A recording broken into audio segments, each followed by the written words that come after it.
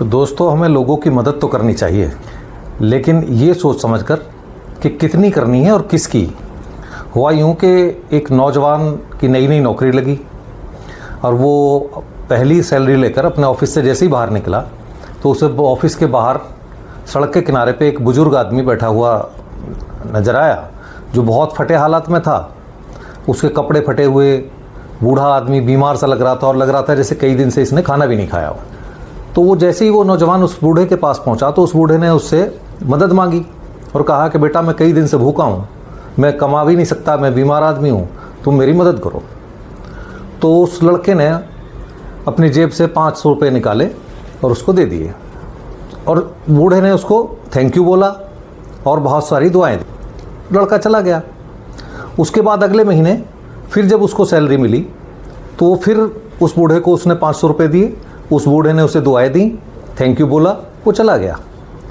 इसी तरह महीने गुजरते गए और वो पैसे देता गया, वो दुआएं देता गया और सालों गुजर गए, महीना दर महीना उसको पैसे देता। तो 1-2 साल बाद एक दिन वो लड़का उसके पास जाता है और उसको 200 रुपये देता है। तो 200 रुपये लेने के बाद में वो बाबा उन 200 रुपये को देखता है और फिर उसकी तरफ देखता है, लेकिन कुछ कहता नहीं है, उसको थैंक यू बोलता है और वो लड़का चला जाता है। अगले महीने फिर वो लड़का फिर उसको 200 रुपये देता है। अब की बार बाबा फिर उन पैसों को देखता है कि 200 रुपये हैं और उस लड़के की तरफ देखता है, ना थैंक यू बोलता है। और जैसे ही वो लड़का चलता है तो बाबा उससे कहता है कि भी रुकना ज़रा, बेटा क्या बात है, सब ठीक तो चल रहा है ना, तुम्हारी नौकरी ठीक चल रही है, घर में सब ठीक है? उसने कहा हाँ, मेरी नौकरी भी ठीक है, घर में भी सब ठीक है, कोई दिक्कत नहीं है। कह रहा तो बेटा, आप मुझे 500 रुपये देते थे हमेशा, अभी 200 रुपये किस लिए? आपने पिछले महीने भी 200 रुपये दिए थे, तो मैंने सोचा चलो कोई प्रॉब्लम होगी, लेकिन आपने इस बार भी 200 ही रुपये दिए हैं।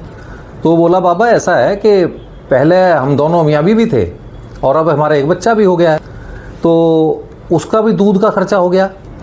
कह रहा अच्छा, तो ये इधर से कटौती करके आप अपने बच्चे को दूध लाते हो?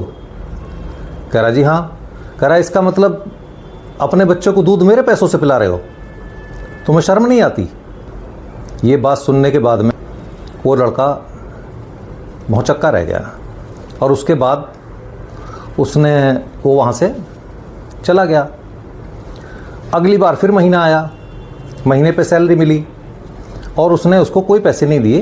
तो जब वो वहाँ से निकल के जा रहा था तो वो बूढ़ा जो उसको दुआएं दिया करता था वो उसको गालियाँ दे रहा था, समझे? तो जब किसी को हम इस तरीके की आदत डाल देते हैं ना, तो वो फिर अपना हक समझने लगता है। तो पहले अगर हम किसी मजबूरीवश, किसी भी कारणवश अगर उसको उतना नहीं दे पाते तो पहले उसे बुरा लगता है और फिर वो हमें गालियां देना शुरू कर देता है, क्योंकि वो उसको अपना अधिकार समझता है। तो अगर किसी की मदद भी करनी है तो एक लिमिट रखें और सोच समझ कर मदद करें। बिना लिमिट की गई मदद का अंत यही होता है। ठीक कह रहा हूँ या गलत?